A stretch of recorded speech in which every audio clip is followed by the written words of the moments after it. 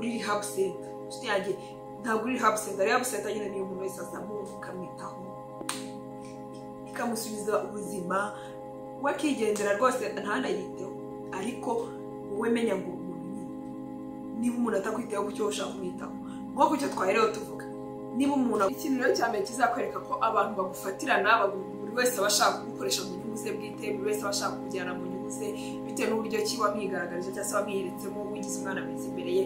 Ikintu cya mbere ni uko igihe cyose abantu bawe inshuti zawe ziguhamagara ariko zigukeneye nta na rimwe ziraguhamagara zikubaza amakuru yawe, nta na rimwe ziraguhamagara zikubaza umeze ute, zishaka nyine kumenya amakuru yawe uko umeze, uko wiriwe, uko waraye. Nta na rimwe ibyo bintu bajya babikora cyangwa se ngo wumve bakeneye kumenya amakuru yawe nyine. Buri gihe uzasanga inshuti zawe ziguhamagara ariko zigukeneye amafaranga, ariko zigukeneye serivisi runaka. Igihe cyose usanga baguhamagara ariko hari ikintu bagukeneyemo, mu gihe nta kintu bagukeneyeho uzagira ngo na telefone yawe ntigisona cyangwa se yarapfuye ntibakihamagara ngikundi.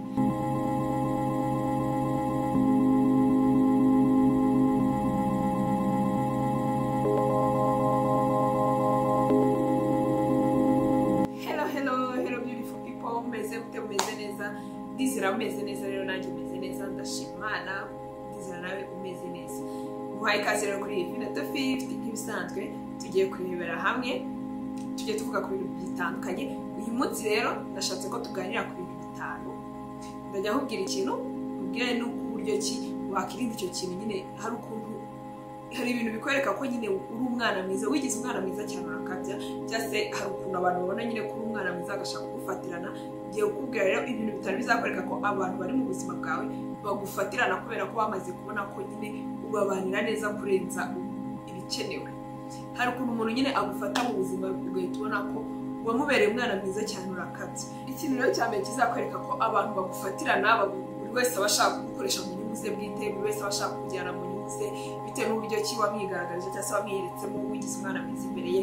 Ikintu cya mbere ni uko igihe cyose abantu bawe inshuti zawe ziguhamagara ariko zigukeneye nta na rimwe ziraguhamagara zikubaza amakuru yawe, nta na rimwe ziraguhamagara zikubaza umeze ute, zishaka nyine kumenya amakuru yawe uko umeze, uko wiriwe, uko waraye. Nta na rimwe ibyo bintu bajya babikora cyangwa se ngo wumve bakeneye kumenya amakuru yawe nyine. Buri gihe uzasanga inshuti zawe ziguhamagara ariko zigukeneye amafaranga, ariko zigukeneye serivisi runaka. Igihe cyose usanga baguhamagara ariko hari ikintu bagukeneyemo, mu gihe nta kintu bagukeneyeho uzagira ngo na telefone yawe ntigisona cyangwa se yarapfuye ntibakihamagara ngikundi. Ikindi kintu rero ku kintu cya mbere ukuntu baguhamagara nyine bo bashaka ubufasha, uzasanga ahubwo noneho wowe igihe cyose ushatse ubufasha wowe nta n'umwe ushobora kubona. Nta na rimwe niba uhamagaye batakubwira turi bize, nta n'umwe ujya ukenera ko wowe wamwaka ubufasha, ahubwo wumva ko igihe cyose ari wowe wabafasha. Nta na rimwe wumva ko wowe wabakenera ubufasha nk'ubona, niba ubakeneyeho ntujye ububona. Icya kabiri rero kizakwereka ko abantu bagufatirana ni uko uzasanga igihe cyose zawe ariwo zisaba imbabazi, igihe cyose ariwo usaba imbabazi, kabone niyo nta kosa wakoze uzisanga ariwo uri kuzisaba imbabazi. Igihe cyose usanga ariwo uri waba wakoze amafuti waba utayakoze uzisanga ariwo uri gusaba imbabazi. Muri situwasiyo yose mugezemo hakabura nk'uko mutumvikanye niwo ufatira mbere yo gusaba imbabazi kugira ngo urebe ko nyine umubano wanyu utakangirika, ubushuti bwanyu iki biriya bintu ntabwo ari ubushuti, aba ari kugufatirana kubera ko nyine yamaze kubona neza ko wigize umwana mwiza cyane, waciye bugufi cyane urakabye. Ikintu cya gatatu rero, ni uko uzisanga ibintu byose uvuga yego, nta na rimwe uzavuga oya. Kabone niba ushaka kuvuga oya uzisanga uvuga yego, kubera iki ntabwo ushaka ko babona yuko ngo wikunda, ngo barumva ko uhakana mu bwe wikunze, hakana ntushaka wikunda kuko wikunda nicyo cya mbere, uhakana niba wumva ushaka ariko nyine uzasanga ko bamuvuga yego. Ibyo bintu rero bizatuma abantu bose bagufatirana kubera ko bazi neza ko nta kintu bahakana. Urumva nanjye bazi ko utajya uhakana ikintu ubufasha, we nzaza kureba ko nzi neza ko utari kumakane, ntabwo umbwire guhura kandi muri wowe nyine uba wumva ushaka ibintu byose ko babona ko nyine umwana mwiza witanga, ukora nyine ukunda abantu, ariko wowe ubwawe ukiyibagirwa. Uzasanga rero iyo myanzuro uri gufata ari we ibabaza, bo bazaba babona ibyo bashakaga bishimye, ariko wowe bakubwiye ngo rwose utabishakaga ari ukugira ngo nyine bo be kubonamo nk'umuntu wikunda cyangwa se nkanyamwigendaho. uzasiga ububabare. Icya kane rero usanga uri wa muntu ugira ubuntu butisubuke, ibintu ugasanga uri wa muntu nyine umuntu ashobora no kuza kuguza amafaranga nawe ubwo urabizi ko ubwo bwahagaze neza ntabwo uhagaze neza financial, ariko ugashaka kongera kumuguriza kandi nawe ubizi neza ko utameze neza. Ugasanga uri wa muntu ushobora no kuba umuntu yakuguza amafaranga ukajya kuyaguza undi muntu ukaza ukayaguza undi. Icyo gihe umuntu wese ahita ati Yesu, uba wigize Yesu nyine ubwo baba bagiye kubona nicyo kiba gisigaye. Rero ntabwo aba ari byiza ko uba umwana mwiza ngo ukabye ngo abantu barengere imbibi zawe ubabona ubihorera. Umwana mwiza ubanira abantu bose amahoro, ariko ntugatume abantu bose barengera ngo barenge umurongo.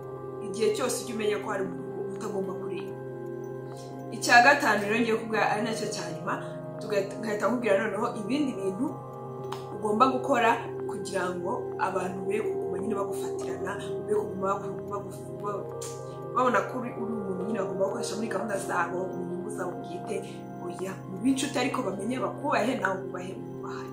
Ikintu cya gatanu rero uzasanga igihe cyose wigira nkaho umeze neza, igihe cyose wigira nkaho nyine ukomeye, kandi ntagiye hari abantu twese icyo gihe turakigira. Hari igihe kigera ukumva ukeneye umuntu wakuba hafi, ukeneye umuntu waganiriza ibibazo byawe, watura ibibazo byawe akakumva, ukavuga ko uko uganira ibibazo byawe ni kugenda uruhuka.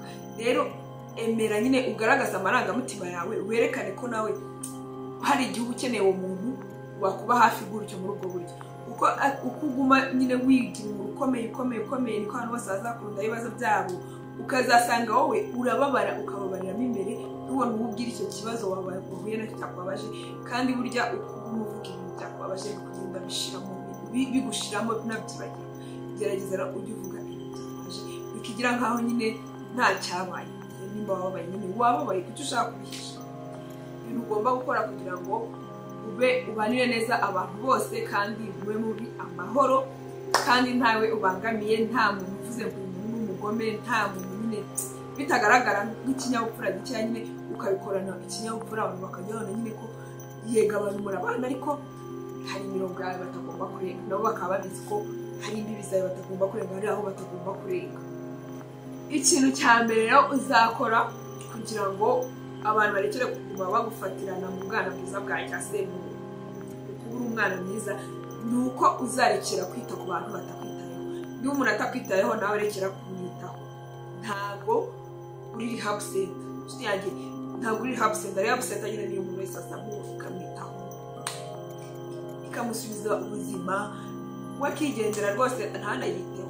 Ariko wowe menya ngo niba umuntu atakwitayeho ku cyo ushaka kumwitaho, nko ku cyo twaherewe tuvuga, niba umuntu agukeneye kubufasha akabubona uyu munsi, ejo bikaba gutyo, ejo bikaba gutyo, wowe wamuhamagara ntubone ubufasha wamushakagaho, cyangwa se akakwereka ko nyine nta bufasha afite, akakwereka ko nta kintu yagufasha, rimwe na rimwe ntanakwitabe, rimwe na rimwe ugasanga nyine igihe cyose wowe umukeneye ntumubone.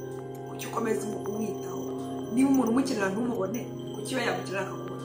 Niba umuntu umukeneye ntumubone, nawe igakumenya ngo uyu muntu iyo mukeneye simubona, nanjye none reka mwereke ko umunsi yakeneye akambura.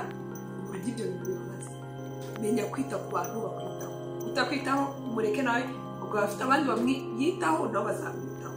Nawe rero ita ku bakwitaho. Ikindi kintu rero uzakora kugira ngo abantu barekere kuguma bagufatirana cyangwa se bakujyana mu nyungu zabo bwite, rekeraho gukomeza guseka mu gihe ubabaye.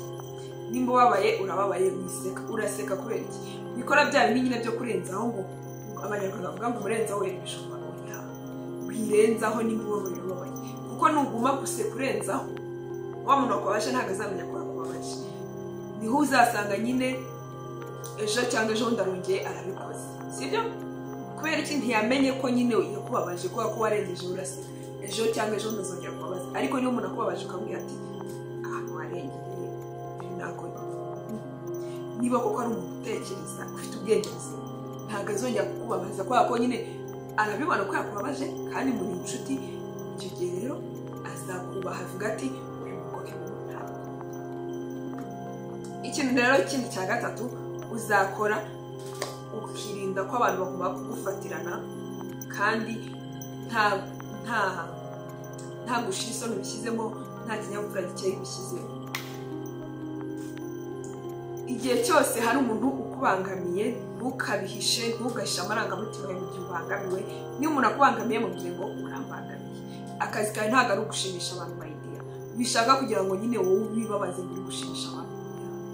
niba umuntu akubabaje cyangwa se akubangamiye mu buryo bumwe cyangwa ubundi mubwire ko akubangamiye.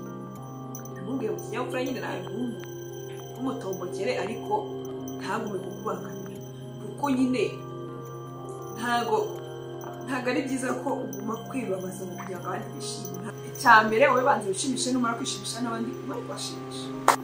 ikintu cya kane ari nacyo cya nyuma tugahita dusoza isomo ry'imirakwa. ikintu cya kane rero ugomba gukora, hitamo kuba wowe wa nyawe, apana kwigira umuntu utari wo kugira ngo runaka atambone nabi, runaka atambone gutaka.